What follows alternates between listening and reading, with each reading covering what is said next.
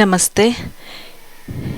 ಇವತ್ತು ನಾನು ಕಡಲೆಬೀಜ ಚಟ್ನಿ ಮತ್ತು ಉಪ್ಪಿನಕಾಯಿ ಮಾಡಿರೋದನ್ನು ವಿಡಿಯೋ ಮಾಡ್ತಾಯಿದ್ದೀನಿ. ಈ ವಿಡಿಯೋ ಪೂರ್ತಿಯಾಗಿ ನೋಡಿ, ಲೈಕ್ ಆ್ಯಂಡ್ ಶೇರ್ ಮಾಡಿ, ಸಬ್ಸ್ಕ್ರೈಬ್ ಮಾಡಿ. ಹೊಸದಾಗಿ ನೋಡೋರು ಸಬ್ಸ್ಕ್ರೈಬ್ ಮಾಡ್ಕೊಂಡು ನೋಡಿ ಮತ್ತು ಸಪೋರ್ಟ್ ಮಾಡಿ. ನೀವು ಸಪೋರ್ಟ್ ಮಾಡಿದ್ರೆ ನಾವು ಒಳ್ಳೆ ವೀಡಿಯೋಸ್ ಹಾಕೋಕ್ಕೂ ನಮಗೂ ಉತ್ಸಾಹ ಇರುತ್ತೆ. ಮೊದಲಿಗೆ ನಾನು ಕಡಲೆಬೀಜ ಚಟ್ನಿ ಮಾಡೋದಕ್ಕೆ ಕರ್ಬೇವಿನ ಸೊಪ್ಪು ಮತ್ತು ಬೆಳ್ಳುಳ್ಳಿ ಎಲ್ಲನೂ ಸ್ವಲ್ಪ ಫ್ರೈ ಮಾಡಿಕೊಂಡು ಇಟ್ಕೊಂಡಿದ್ದೆ. ಮತ್ತು ಒಣಮೆಣ್ಸಿನ್ಕಾಯಿ ಹಾಕ್ಬೋದು, ಇಲ್ಲಾಂದರೆ ಮೆಣಸಿನ್ಕಾಯಿ ಪುಡಿನೂ ಹಾಕ್ಬೋದು. ಇದಕ್ಕೆ ಹಾಕಿ ಗ್ರೈಂಡ್ ಮಾಡ್ಕೊಂಡಿದ್ದೀನಿ. ಕಡಲೆಬೀಜ ಚಟ್ನಿ ಆಗಿದೆ. ದೋಸೆ ಜೊತೆನೂ ತುಂಬ ಚೆನ್ನಾಗಿರುತ್ತೆ ಇದು. ಚಪಾತಿ ಜೊತೆ, ದೋಸೆ ಜೊತೆ ಹಿಂಗೂ ತಿನ್ಬೋದು. ಜೊತೆಲಿ ನಾವು ಮೊಸರು ಹಾಕ್ಕೊಂಡು ತಿನ್ಬೋದು. ತುಂಬ ಟೇಸ್ಟಿಯಾಗಿರುತ್ತೆ. ನೀವು ಒಂದ್ಸರಿ ಟ್ರೈ ಮಾಡಿ. ಜೊತೆಗೇ ಇದು ಒಂದು ವಾರ ಆಗಿಬಿಟ್ಟಿತ್ತು ಮನೆ ಪ್ಲ್ಯಾಂಟು ಚೇಂಜ್ ಮಾಡೋದು. ಹಾಗಾಗಿ ನಾನು ವಾರಕ್ಕೊಂದ್ಸರಿ ಈ ಕೆಲಸ ಮಾಡ್ಕೊಳ್ತೀನಿ.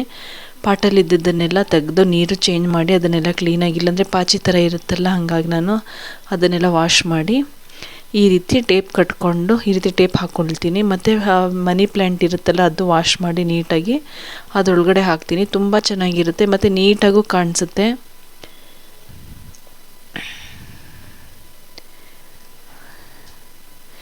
ಯೂಸ್ ಆಗುತ್ತೆ ಅಂದ್ಕೊಂಡಿದ್ದೀನಿ. ಯಾಕಂದರೆ ಗೊತ್ತಿಲ್ಲದವರಿಗೆ ತಿಳ್ಕೊಂಡು ನಾವು ಈ ರೀತಿ ಮಾಡ್ಕೋಬೋದು. ವಾರಕ್ಕೊಂದು ನಾವು ಹಂಗೆ ಬಿಟ್ಬಿಟ್ರೆ ಏನಂದರೆ ಹುಳ ಆಗುತ್ತೆ ಮತ್ತು ಗಲೀಜು ಅನಿಸುತ್ತೆ, ಧೂಳಾಗುತ್ತೆ. ನಾವು ವಾರಕ್ಕೊಂದ್ಸರಿ ಕ್ಲೀನ್ ಮಾಡ್ಕೊಳ್ತಾ ಇದ್ದರೆ ನೋಡೋಕ್ಕೂ ಕ್ಲೀನಾಗಿರುತ್ತೆ. ಎಲೆಗಳೆಲ್ಲ ಫ್ರೆಶ್ನೆಸ್ ಆಗಿರುತ್ತೆ. ನಾನು ಈ ರೀತಿ ಎಲ್ಲ ಮಾಡ್ಕೊಳ್ತೀನಿ. ಮತ್ತು ಹಣ್ಣಾಗಿರೋ ಎಲೆಗಳನ್ನೆಲ್ಲ ಕಿತ್ತು ಹಾಕ್ತೀನಿ, ತೆಗ್ದು ಹಾಕ್ಬಿಡ್ತೀನಿ.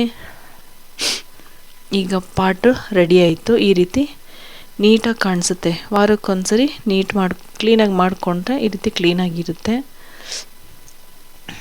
ಎಲೆನೂ ಎಷ್ಟು ಚೆನ್ನಾಗಿ ಕಾಣಿಸುತ್ತೆ ನೋಡಿ. ಮತ್ತು ಪೂರ ಮನಿ ಪ್ಲ್ಯಾಂಟ್ ಗಿಡ ಒಳಗಡೆ ಹೋಗಲ್ಲ. ನಾವು ಈ ರೀತಿ ಪ್ಲಾಸ್ಟರ್ ಹಾಕಿ ಈ ರೀತಿ ಮಧ್ಯದಲ್ಲಿ ಹಾಕಿದ್ರೆ ಎಷ್ಟು ಚೆನ್ನಾಗಿ ನೀಟಾಗಿ ಕಾಣಿಸುತ್ತೆ ಅನ್ನೋಕ್ಕೋಸ್ಕರ ಈ ರೀತಿ ಮಾಡಿಕೊಂಡೆ. ಕಡಲೆಬೀಜ ಚಟ್ನಿ ಜೊತೆ ಇದು ಮನಿ ಪ್ಲ್ಯಾಂಟನ್ನು ಕ್ಲೀನ್ ಮಾಡಿಕೊಂಡೆ ಇವತ್ತು. ನೆಕ್ಸ್ಟ್ ಸಂಡೇ ಮಾಡ್ಕೊಳ್ತೀನಿ. ಈಗ ನೆಕ್ಸ್ಟ್ ಬಂದು ಉಪ್ಪಿನಕಾಯಿ ಹಾಕ್ಕೊಳ್ತಾಯಿದ್ದೀನಿ. ಒಂದೆರಡು ಮಾವಿನಕಾಯಿ ತಂದಿದ್ದೆ ಊರಿಂದ.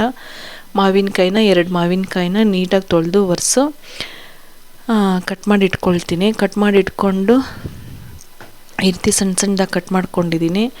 ಜೊತೆಯಲ್ಲಿ ನಾನೀಗ ಇದಕ್ಕೆ ಉಪ್ಪಿನಕಾಯಿಗೆ ಏನೇನು ಹಾಕ್ತೀನಿ ಅನ್ನೋ ಪದಾರ್ಥ ನೋಡಿ.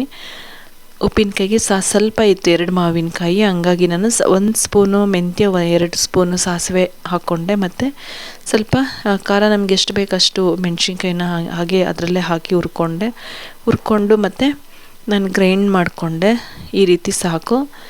ಮತ್ತು ಜೊತೆಯಲ್ಲೇ ಸಾಲ್ಟು ಹಾಕಿ ನಮಗೆಷ್ಟು ರುಚಿಗೆ ತಕ್ಕಷ್ಟು ಸಾಲ್ಟ್ ಹಾಕಿ ನಾವು ಗ್ರೈಂಡ್ ಮಾಡ್ಕೊಬೇಕು. ಅದಾದಮೇಲೆ ಒಗ್ಗರಣೆಗೆ ಸಾಸಿವೆ ಮತ್ತು ಬೆಳ್ಳುಳ್ಳಿ ಹಾಕ್ಕೊಂಡಿದ್ದೀನಿ.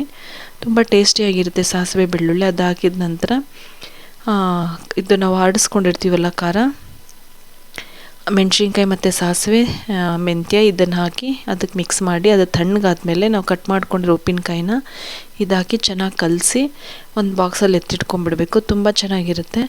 ಈಗ ಮಳೆಗಾಲ, ಚಳಿಗಾಲದಲ್ಲಿ ಉಪ್ಪಿನಕಾಯಿ ಬಿಸಿ ಅನ್ನದ ಜೊತೆ ಇದ್ದರೆ ಒಳ್ಳೆ ಟೇಸ್ಟಿಯಾಗಿರುತ್ತೆ. ನೀವು ಒಂದ್ಸರಿ ಟ್ರೈ ಮಾಡಿ. ಈ ವಿಡಿಯೋ ಇಷ್ಟಪಟ್ಟು ನೋಡಿ. ಇದೆಲ್ಲ ಕಲಸಾದ್ಮೇಲೆ ನಾನು ಒಂದು ಬಾಕ್ಸಿಗೆ ಹಾಕಿಟ್ಕೊಂಡ್ಬಿಡ್ತೀನಿ. ಇವತ್ತಿಂದು ವ್ಲಾಗ್ ಇದಾಗಿರುತ್ತೆ. ಯೂಸ್ ಆಗುತ್ತೆ ಅಂತ ಅಂದ್ಕೊಂಡಿದ್ದೀನಿ. ತುಂಬ ಚೆನ್ನಾಗಿತ್ತು ಇವತ್ತಿನ ವ್ಲಾಗ್ ಅಂತ ನಾನು ಅಂದ್ಕೊಂಡಿದ್ದೀನಿ. ಇವತ್ತು ಚಟ್ನಿ ಪುಡಿ ಮತ್ತು ಉಪ್ಪಿನಕಾಯಿ ಮನಿ ಪ್ಲ್ಯಾಂಟ್ದು ಇವತ್ತು ರೆಡಿ ಮಾಡ್ಕೊಂಡಿದ್ದೀನಿ. ಮುಂದಿನ ವಿಡಿಯೋದಲ್ಲಿ ಸಿಗೋಣ. ಬಾಯ್.